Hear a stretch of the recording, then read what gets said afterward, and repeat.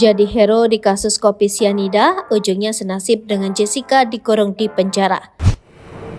Ex-Kadif Propam Polri Ferdy Sambo namanya kembali diungkit-ungkit setelah kasus kopi sianida yang melibatkan kematian Mirna Salihin dan Jessica Wongso sebagai pelakunya tengah ramai diperbincangkan kembali.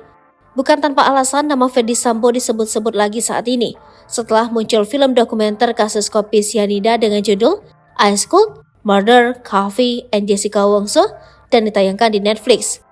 Film Ice Cold, Murder, Coffee, and Jessica Wongso yang digarap oleh Rob Sixsmith di bawah naungan studio asal Singapura itu kini menjadi perbincangan dan seolah menjadi flashback tentang drama yang pernah terjadi sepanjang kasus tersebut.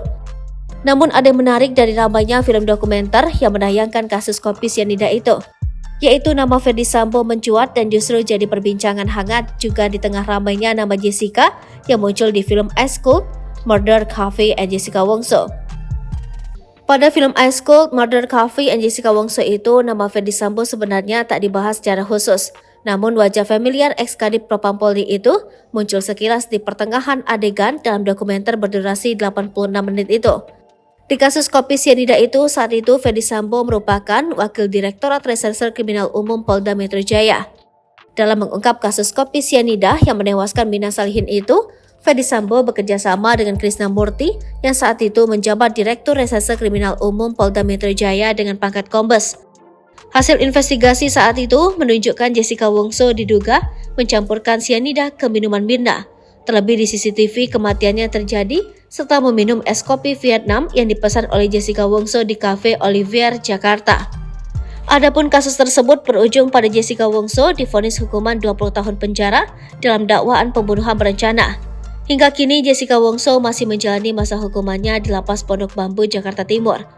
Dari awal perannya yang heroik karena membuat Jessica Wongso dihukum, Ferdy Sambo pun ternyata malah menyusul Jessica ke penjara setelah dia terlibat kasus kematian ajudannya Brigadir Nofriansyah Yosua Huta Barat atau Brigadir J pada Juli 2022. Pada kasus itu, Ferdy Sambo didakwa sebagai otak dari pembunuhan Brigadir J meski sang ajudan dieksekusi mati oleh sesama ajudan, yaitu Barada Richard Eliezer atau Baradae. Buntut dari kasus tersebut, dari yang awalnya terhormat dengan pangkat mentereng dan menjabat posisi Kadif Propam Polri, Ferdy Sambo dipecat tidak hormat dan dijatuhi vonis hukuman mati karena dianggap terbukti sebagai otak kematian Brigadir J. Namun belakangan, vonis hukuman mati untuk Ferdy Sambo berubah menjadi hanya hukuman penjara seumur hidup. Download Tribun X sekarang, menghadirkan lokal menjadi Indonesia.